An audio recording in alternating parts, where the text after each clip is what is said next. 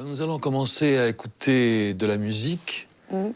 Et tout d'abord, Rigoletto, je crois que c'est l'un de vos opéras préférés de Verdi, est-ce que je me trompe? Oui, c'est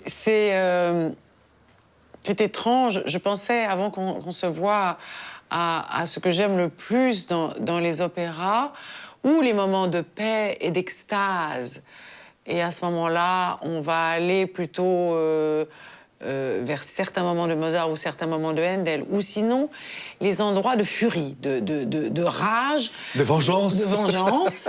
Et je me suis dit, mais c'est quand même... Et d'ailleurs, où les mêmes consonnes, d'ailleurs, sont utilisées, c'est-à-dire des R, parce que je les retrouve quelquefois, c'est pas que la vengeance, c'est même dans les moments d'enthousiasme. Donc on va les retrouver dans Rossini, et c'est des R, Et ça aussi, de l'un à l'autre, et ça ressemble effectivement, ce qui me fatigue moi-même, à ce besoin de l'un et de l'autre. Sans qu'on ne sache vraiment si c'est un air de vengeance ou un air de joie. Quand j'avais 20 ans, je ne savais pas du tout. C'est-à-dire que moi, j'écoutais en boucle à ce moment-là, par exemple, Il Trovatore. Je me souviens enceinte de Dimitri, pensant que c'était extrêmement joyeux, alors qu'il est en train de mourir, ce qu'ils sont en train de se dire est atroce. Mais moi, je chantais avec enthousiasme, sans savoir, je ne parlais pas un mot d'italien, et je ne savais pas ce qu'ils se disaient. Je ne savais pas qu'on pouvait chanter de cette manière-là, la douleur. Qu'est-ce que je dois faire avec cette chose? Là, c'est...